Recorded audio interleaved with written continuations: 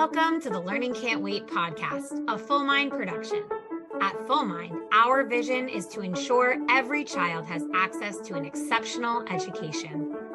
Each episode, we will be joined by pathfinders within and around the education space who are bringing about transformational change on behalf of deserving students.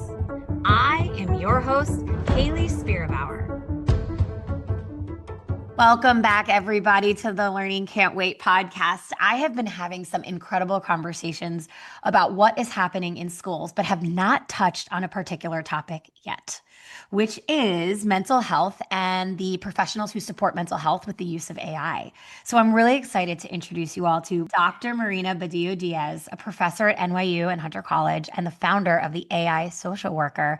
Welcome, Marina. How are you? I'm good. Thank you so much, Haley, for having me on the podcast today. Really excited to chat with you. You know, it's a blast from the past. Marina and I worked together in Harlem for a few years, but I have been following your journey, Marina, since we last worked together. However, feel really excited to hear about not just your journey, but specifically where you are now. So I'm going to jump right in with our first question and ask you, how did you come to be the personal and professional version of yourself? And I love this question because it really forces you to really reflect on how am I, how did I get here today? I think for me, being a social worker has really been a part of my professional journey. And being in the social work field, we have a lot of core values of community service and supporting those that are most vulnerable. And I think for me, that's really been a thread throughout my professional career and has really gotten me here to the point today. I'm really a big advocate. We're going to be talking a lot about AI and mental health and youth mental health in particular, because my background, as you know, in schools and school mental health. But then I think also personally, I mean, the journey, Haley knows I'm really big on traveling and pushing myself outside the boundaries. And I think that has also really led me to just have an appreciation for where I'm at right now and always wanting to continue to grow. So and I'm excited to be talking about that with you today too. Let's touch on that travel for a second, because Yeah. one thing that I appreciate about travel, which I'm sure you do too, but I'll let you speak for yourself here, Yeah. is that you get to see how other people are living and experiencing the world. Yeah. Let's start from a mental health perspective. Do you have any observations from your time abroad Mhm. about how mental health in youth differs from where you were to here in the United States? Yeah, I one thing I always think about is access and equity. So, and even here in the United States, it's certainly not a perfect model either. And so even just going around the world and kind of seeing how mental health is even addressed, how it's awareness and advocacy around it, it's really different in different spaces and different cultures. There's always intersections of gender, identity, and of course, socioeconomic status. And even in the United States, we have a huge disparity.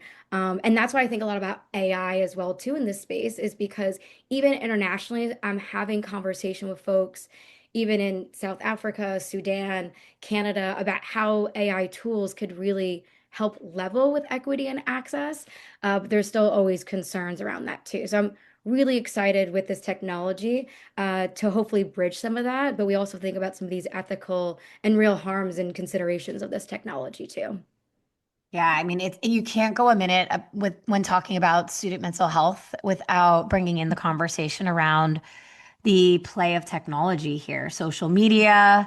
now artificial intelligence, and all the things it can do and put at kids' fingertips. So, what's your stance? I mean, you obviously have an organization called the AI Social Worker. What is it that you are like your ethos in this work? Yeah.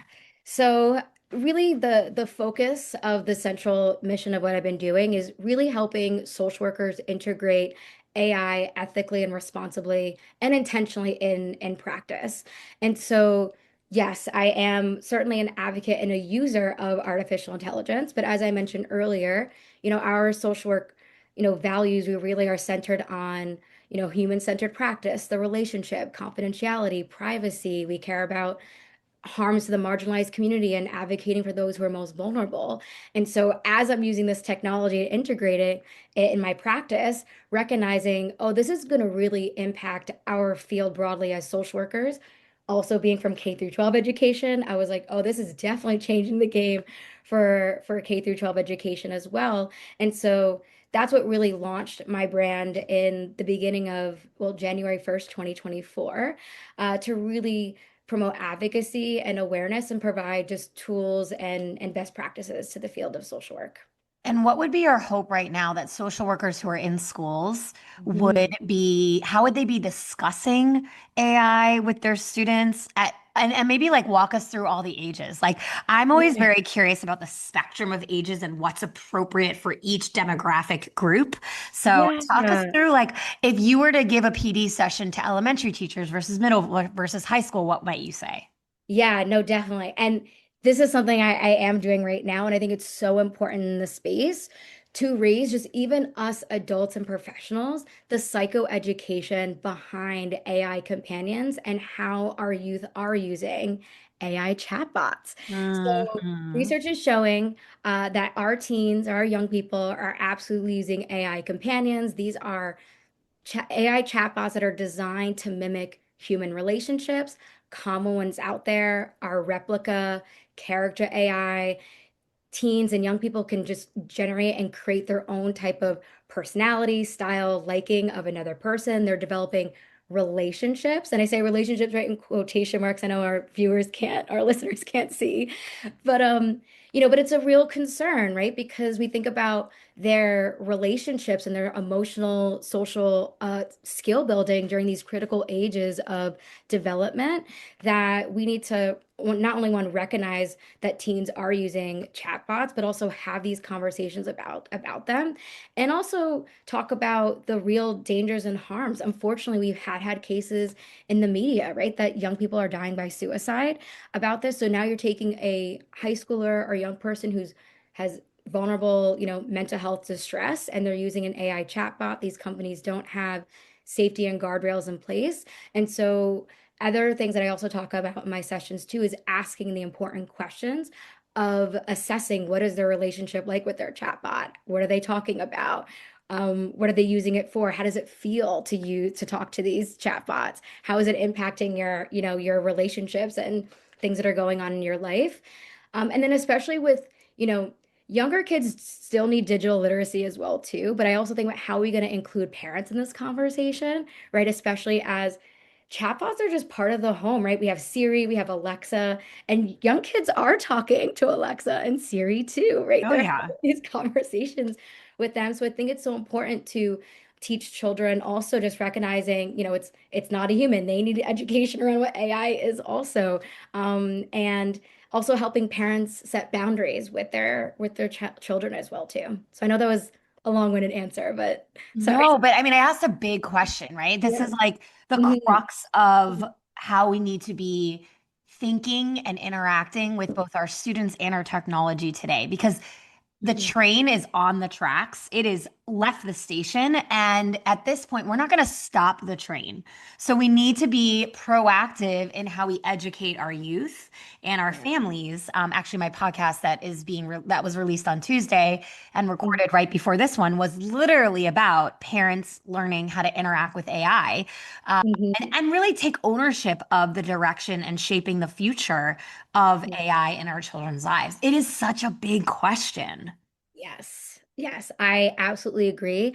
And we already know that research has shown, right, the negative, detrimental, emotional, social effects that social media has, right? There's even countries like Australia who's banning this technology now for young people. And now I'm thinking we're throwing AI into this mix with AI chatbots, AI companions. And so what is this going to mean? I mean, social media has been harmful enough with self-esteem, depression, isolation, constantly being compared to just the social impacts of their lives being on social media, and then now you want to throw a synthetic AI companion that's really replicating a human relationship is designed to do that. What is that going to mean for their well-being long term? And they're growing up with this technology, right? Yeah, they're native to it, right? It's like how my kids are native to computers. They're also going to be native to Mhm. artificial intelligence. And having them learn good habits right now is hugely important. Hmm. Someone I had interviewed a couple months ago had said that they do a lot of metacognitive think alouds in front of their younger kids when they're Hmm. interacting with Alexa or they're interacting with even their computer, to Hmm. really help kids understand like what's human and what's not, which later becomes these middle schoolers and high schoolers who can easily identify Hmm. what is a real image versus a fake image, what is a video versus not a video. I don't think they'll be easily able to identify that later. Yeah. I think the Yeah. technology will get better, but for now they can. Yeah, I know, and that is definitely a real concern too, right? Of the misinformation that our young people are going to be exposed to because of deep fakes, that it's going to look so real. So that's certainly a concern of the misinformation that they're going to be constantly bombarded with and this sort of like fake reality. But the other piece I'm also concerned too with deep fakes is the ability, especially with generative AI, to make child pornography, and it's happening across schools even now, right? We know that Yes. teens were sexting and sending photos and videos, but now you can make AI generated images. And of course, from school administration standpoint, a school, counseling, school social work standpoint, we really want to care about that about as well too, because we know it's going to be really impacting the lives of young people, both the person who has been harmed and by this, but also those who are also making this content too, and Yeah. using this technology inappropriately and I'm going harm. to switch gears for a second because obviously it's easy to talk about the harm that we can Yeah. encounter with social media, with AI. Yeah. But I'm curious about what benefits you see right Mm. now in improving your practicing as a social worker. I know there's a lot of Yeah. media kind of conversation around how this can reduce teacher prep time and grading and all these other Yeah. aspects. What about for social workers? Is there a place for it? Like, what do you Yeah. think, and what are you teaching right now at Yeah. NYU and Hunter? Yeah. So at NYU, I'm actually teaching a postgraduate school social work course, and I do a whole module and series on integrating AI into practice. I've also been doing research across the country of interviewing school social workers of how they're using AI in their practice. And bottom line is that yes, school social workers are using AI just like teachers, and similar trends too, right? They're finding that it's really helping them save time. That's been a big trend overall across the board of being able to save time and also get more things done. School social workers are using it to help with communication, draft newsletters, emails. They're using it to also find resources in the community to connect families to community resources. They're also using it to create worksheets for their sessions or just even getting recommendations on treatment interventions. One of my favorite ways of using artificial intelligence in my trainings is saying, you're working with an 8-year-old student who's working on emotion regulation. They love the Disney movie Frozen. How can you use that movie to create, play therapy and activities to work on emotional dysregulation? So there's really creative ways that school social workers not only can use AI, but it's really been helping being time saving and just being more efficient and also just being more creative and practice as well too. At the top during your introduction, you made a brief comment, but I want to dig into it a little bit more because Mhm. with the use of AI in Yeah. schools, especially with students under the age of 18, we have to be concerned about PII and cybersecurity. So, how are you addressing that as well? And what are you teaching the young future population of social workers about really putting this front and center? Yes. So using AI comes with great responsibility. And even though it can be time saving, and I certainly know that from my own practice too, but it's not going to save you all the time because you have to, as you mentioned, we have to care about ethics, FERPA, privacy, confidentiality. So in my trainings, I teach a lot about how can you ensure that you're prompting that you're not putting any personal identifiable information, human in the loop. I always say to school social workers, you know your community's best, you know your students best. You always have to double check the content that any AI tool generates because it can make mistakes, it's biased, it hallucinates, and your practice wisdom, your knowledge, your experience has to be and critically reviewing anything and editing it as you see fit. So I think those are definitely the basics and the most important things to really emphasize if school social workers want to use AI in their practice. And probably too, like what tools are like being really mindful of what tools they're selecting, where Yeah. that information is being exported, and how they Mhm. communicate. Like one of our rules internally at Full Mind is you cannot refer to a student by first and last name. And if you're using AI, don't put student information at all in the AI. Like you cannot have anything that draws back to a student. You can always put in a sub when you're Mhm. using AI and then replace it with a student's information in your communications, etc. Yes, no, absolutely 100% agree. And in part of my, training as an advocacy too, I talk about how we should advocate for school districts to purchase an AI tool because that Right. comes with privacy guardrails and and it's not just, for teachers, but it's also for us school social workers and school counselors too. I mean, we have even more of an ethical obligation with our licensure to ensure we're not putting anything identifiable. We really want to protect that. And so if we're going to choose to use any of these AI tools, we really want to make sure we're never putting any identifiable information and that we are choosing tools that do come with privacy settings. I know there's so many tools out there that are free. So it's certainly I care about equity and access. So I know we could use Magic School AI, even ChatGPT. But if you're ever going to choose to use those tools, I always say you have to make sure no student information in them. And when you can, see if your school district can purchase an AI tool because that would bring a lot of privacy and security. More so. So, what about Yeah. using AI as a social worker? There's a big dialogue. Again, you're the first Yes. person I've talked to on this specific topic. So, I'm going to Yes. reference what I know. In education, there's a lot of talk like, oh, can AI replace tutors? Should AI replace teachers? What Yes. about social workers? Yeah, Haley, this is coming up in our profession. And when social workers and I talk about this, I say we are not the only ones who are grappling with this conversation, Mhm. right? And I think this is it definitely puts a huge anxiety, all in the profession. It's coming up a lot in conversation because this technology is certainly going to get more sophisticated. We know people are using it for mental health, right? So I've had conversations with therapists, social workers, counselors being, are our jobs going to be eliminated because of artificial intelligence? And my take on this is that because we are a human service profession, just like teachers, I think there's going to be room for AI to support in some of the tasks that we do administratively. Maybe it can support with mental health, providing, advice, support, therapeutic, there's certainly therapeutic chatbots out there that are being used in tandem with therapy, but I truly don't think it's going to be fully replaced because of the human experience and the human relationship and that human connection. And that's just as important for teachers with learning, right? That can't be replicated with a chatbot and a relationship and tutoring with an AI chatbot. So I think it's going to be the same for a school social worker as well. Mm. Totally agree. Yeah. All right, Marina, now I'm going to like drop us from this like wheelhouse of talking about AI for a second.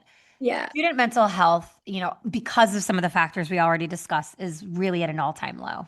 Yes. And we're seeing increased rates of anxiety, depression, other mental health disorders at numbers we haven't seen Right. ever before. And you could always argue that diagnosing is higher and people are Mhm. more savvy. We talk about it more often, so people are more willing. There's less stigma. Yeah. What has you really concerned and what has you really hopeful? So I think what does have me really concerned is like the continued disconnection and isolation because that does have a direct impact on mental health. Certainly the rising rates of depression, suicide, anxiety disorders, that's continuing to rise as also I know technology is also continuing to rise, right? So I feel like this is happening in duality that is what really concerns me about the future and their mental health. We're losing those connections, those human interactions. Um, and for me, what makes me hopeful, because I do want to stay in a hopeful space, Hmm. is I hope that equity and access can grow because of technology. And I think it's already happening right now, because I think one of the reasons why teens and even just adults are using AI chatbots is because it is accessible. Hmm. And at any time. So if you're in distress, you could pick up your phone and you could talk to an AI chatbot and get relief. And it's a non-judgmental space that they can get advice and help solve a problem and help walk through, their emotions. And I think what's also making me hopeful in their space is there are companies out there that are really doing an intentional job of being evidence-based, putting in guardrails and parameters. So I'm thinking of one company in particular. They're called Alongside, and they're here in the United States. They've been around for a couple years, and they are in the space of youth mental health, social emotional learning, and school. So what they do is they have a therapeutically designed AI chatbot for young people, for middle school and high schoolers. School districts can purchase it and they have access to the therapeutic app. It's called Kiwi, and they can text it on the weekends outside of school hours. What I appreciate about this app is that it does put guardrails in place. It times them out.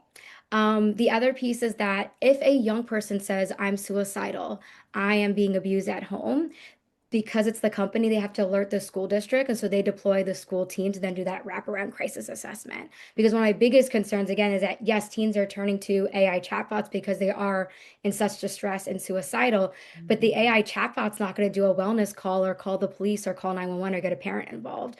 But when companies like Alongside are really thinking deeply about how we work in partnership with schools, with community mental health agencies, I think that's where my hope lies with this technology and mental health. Oh, that's really interesting. I can see the value in having something Mhm. that is like school based and supportive Mhm. in that way. And, Mhm. at the end of the day, the world is ever changing and we can't predict what tomorrow holds. But when we really think about what kids need right now, and I appreciate your emphasis on equity and making sure we're including everyone in our conversation here, especially with the mental health needs. We see, early diagnoses or early signs of mental health disorders is really indicative of long-term struggle, if not, adequately intervened as quickly as possible. So having many avenues to intervene and support Yeah. seems as beneficial as possible. Yeah. And I think this is going to be really big, especially for our students with special needs, neurodiverse, that having access to tools like AI, especially for communication, helping with executive functioning skills, like having access to some of this technology and support with um, just with accommodations for the classroom. I think there is going to be opportunity, even helping neurodiverse students practice social skills within a contained AI chatbot space, Yeah. right? There's been some work being done on children on the autism spectrum and using an AI chatbot to help with social skills. So I do think there's real opportunity. And I definitely sit in the gray all the time with this tech. I personally know how helpful it is, and it's changed my life, my practice. And I certainly, advocate a lot for it in my trainings and the work that I do in the social work field. And at the same time, recognizing we need safety and guardrails and protections as well. It's a very balanced approach, which I appreciate. So, Yeah. Marina, imagine a new social worker entering the profession today who is hesitant to incorporate AI into their practice. What advice would you give them? Yes. Okay. So, and this definitely comes up, right? All the time that there's a lot of social workers, even new ones, even experienced ones that are like, I'm really AI curious and I want to know more, but I don't know where to start. And I say lead with curiosity and having an open mind. I think one thing there's a lot of hesitation, resistance, concerns. And then another piece of advice that I also give is, our field as social workers, we are grounded by ethical principles. We do have our NASW code of ethics. We have a tech code of ethics that was designed and developed in 2017. So this is prior to AI coming out, but there's some really good just endearing codes that are really helpful for integrating um, technology into practice. And our national organization, the School Social Work Association of America, we are also launching in a couple weeks our national guidance for school social workers and how to integrate AI. So it's really staying human-centered. It's really staying, always checking the responses, never just taking AI at face value, leaning into your own ethics and your own training and your own education and your own practice wisdom, and start small. I think the beauty of this is that, I'm going to put a plug in for my website, the aisocialworker.com, but I have a whole free, prompt library for social workers that they want to, for different social work tasks. Start there. You don't have to start big. It maybe just writing an email, thinking about a challenge that you're having with a student and different ways to approach that in therapy with them in the classroom. So I think it's just kind of starting low stakes, not all your tasks all day long throughout the day, and continue to practice. I mean, it takes several hours, to really practice and get confident and continue to grow and learn.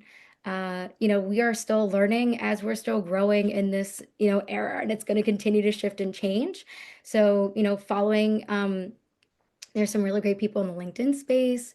I also have a community as well for the AI social worker. We're always sharing resources and information, and best practice. So hopefully those are some great tips that people could walk away with.